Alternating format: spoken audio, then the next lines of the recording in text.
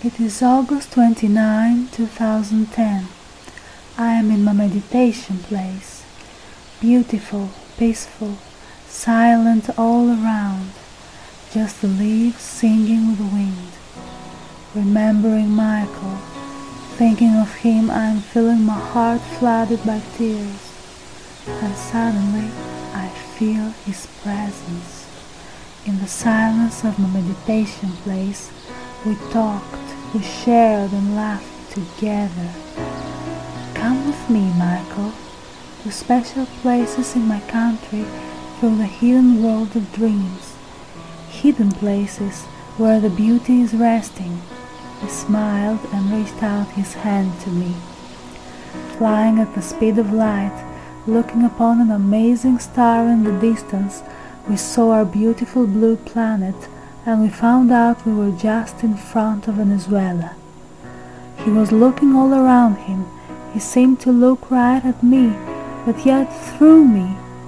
Where does the love live? I asked. I have been searching it out for some time. I have seen it briefly here and there. Listen with your heart, he said. In my astonishment, I didn't understand him. Still amazed, we landed in the L.O.V.E Valley, an imposing lonely place with sunflowers everywhere, the sunlight caressing the hillsides, and then a river in the middle of the valley like a silver cordon dancing through the mountains. We were stunned. Where dreams are easy and nothing is impossible is where the love lives, Michael said. What a sacred place to feel God and love. All you have to do is walk through. How easy is that? How wonderful is that? He took my hand, and I don't know for how long we stayed there in contemplation, feeling the love. Magnificent evening, the clouds sleeping close to the mountain. We were lost in beauty and wonder.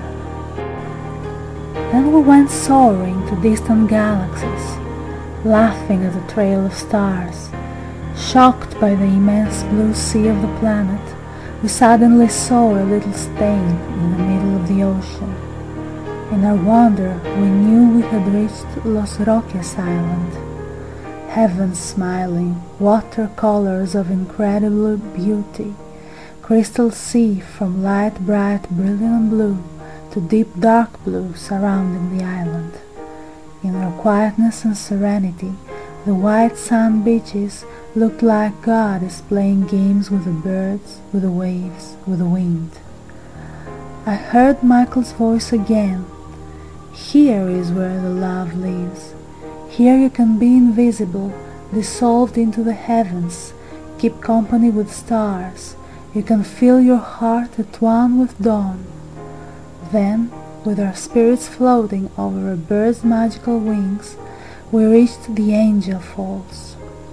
Beauty sprinkled everywhere, the raging river, the fretted fall, the magical mist, artwork of nature, the white foamy flow, the mighty wind that blows.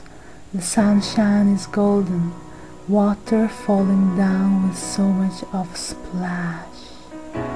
Down as it reaches, it turns into an angel. Our hearts were stolen. Here is where the love lives. Listen carefully. I wandered throughout the universe, he said, tracking the silvery sparkled stars. I was so exhausted, but my naive heart chose not to surrender. Follow your heart and never surrender. In our journey through that bliss, we have seen all the beauty, but still I need to learn more. Where does the love live? We flew away and found the poorest and the ugliest. We saw the poor neighborhoods, the downtown streets and the hospitals. We saw the misery, the illness, the pain and the death, the sheltered kids, the beggars, the poorest, the prisoners.